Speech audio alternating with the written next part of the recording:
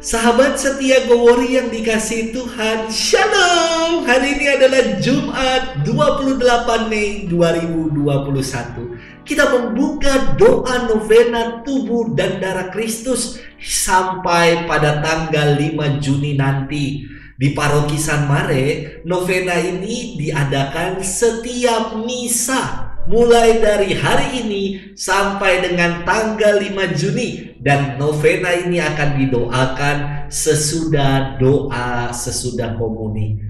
Hari ini kita akan bersama-sama merenungkan firman Tuhan yang diambil dari Injil Markus 11 ayat 11 sampai dengan 26.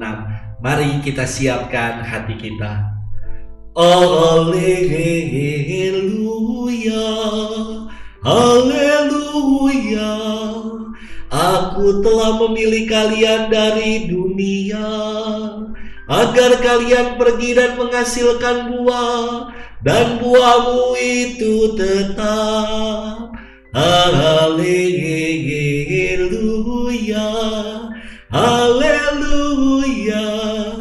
Tuhan bersamamu dan bersama rohmu. Inilah Injil Yesus Kristus menurut Santo Markus. Dimuliakanlah Tuhan. Pada waktu Yesus tiba di Yerusalem, ia masuk ke bait Allah dan meninjau semuanya. Tetapi karena hari sudah hampir malam, ia keluar ke Betania bersama ke-12 muridnya. Keesokan harinya sesudah mereka itu meninggalkan Betania, Yesus merasa lapar. Dan dari jauh ia melihat pohon ara yang sudah berdaun. Ia mendekatinya untuk melihat kalau ia mendapat apa-apa pada pohon itu. Tetapi waktu tiba di situ ia tidak mendapat apa-apa selain daun-daun saja, sebab memang bukan musim buah ara. Maka Yesus berkata kepada pohon itu, "Jangan lagi seorang pun makan buahmu selama-lamanya." Ucapan itu terdengar pula oleh para murid. Maka Yesus dan murid-muridnya tiba di Yerusalem. Sesudah masuk ke bait Allah, mulailah Yesus mengusir orang-orang yang berjual beli di halaman bait Allah. Meja-meja penukar uang dan bangku-bangku pedagang merpati dibalikannya. Dan ia tidak mengizinkan orang membawa barang-barang melintasi halaman bait Allah. Lalu ia mengajar mereka, "Bukankah ada tertulis, rumahku akan disebut rumah doa bagi segala bangsa? Tetapi kalian ini telah menjadikannya sarang penyamun." Imam-imam kepala dan ahli-ahli Taurat mendengar tentang peristiwa itu. Maka mereka berusaha untuk membinasakan Yesus, tetapi mereka takut kepadanya, sebab mereka melihat orang banyak takjub akan pengajarannya. Menjelang malam, mereka keluar lagi dari kota. Pagi-pagi, Yesus dan murid-muridnya lewat dan melihat bahwa pohon ara itu sudah kering sampai ke akar-akarnya. Maka teringatlah Petrus akan apa yang terjadi, lalu berkata kepada Yesus, "Rabi, lihatlah, pohon ara yang kau kutuk itu sudah kering." Yesus menjawab mereka, "Percayalah kepada Allah. Aku berkata kepadamu, sesungguhnya barang siapa berkata kepada gunung itu, beranjaklah dan tercampaklah ke dalam laut, maka hal itu akan terjadi. Asal ia tidak bimbang hatinya, tetapi percaya bahwa apa yang dikatakannya itu akan terjadi. Karena itu aku berkata kepadamu, apa saja yang kalian minta dan kalian doakan akan diberikan kepadamu, asal kalian percaya bahwa kalian akan menerimanya. Dan jika kalian berdiri untuk berdoa, ampunilah dahulu sekiranya ada barang sesuatu dalam hatimu terhadap seseorang, supaya juga Bapamu yang di surga mengampuni kesalahan-kesalahanmu.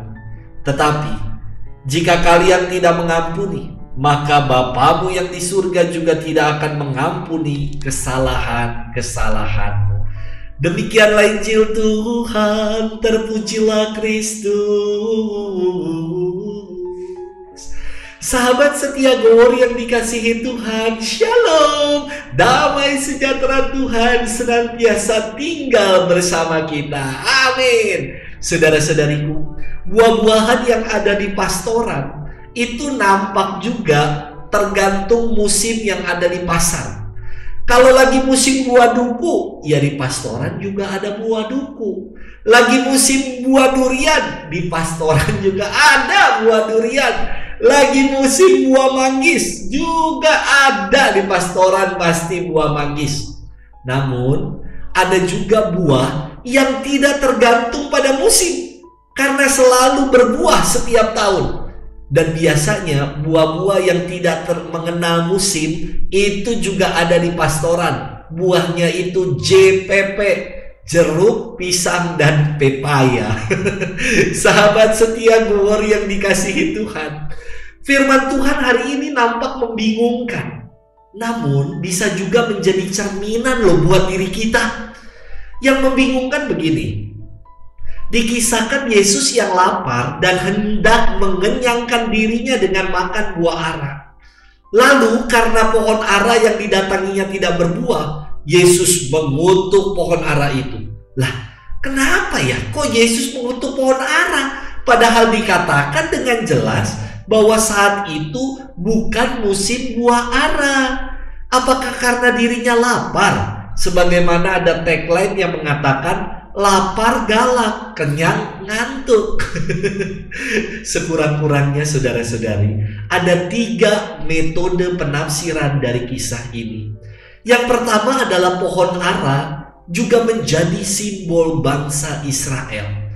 Pohon ara ini dikatakan sudah berdaun, namun tidak berbuah.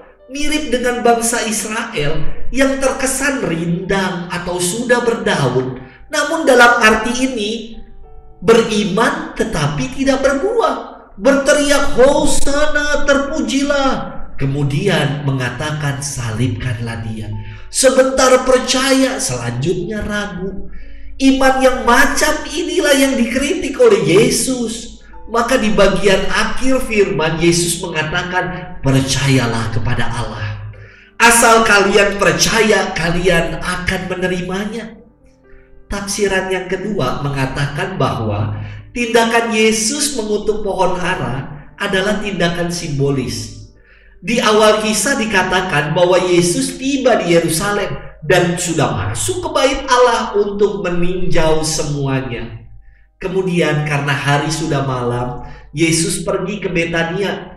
Jaraknya lebih kurang sekitar 3,2 km dari Yerusalem.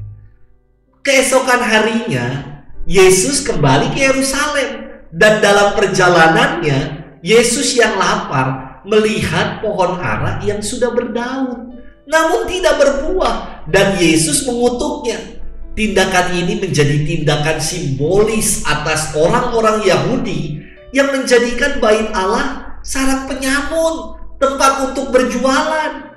Maka setelah kisah pengutukan pohon ara, Yesus kembali datang ke bait suci dan mengusir para penukar uang dan mereka yang berjualan. Tafsir yang ketiga adalah tentang waktu panen pohon ara. Dalam setahun, musim panen pohon ara itu dikatakan ada 3 kali, yakni akhir musim dingin dan di awal musim semi.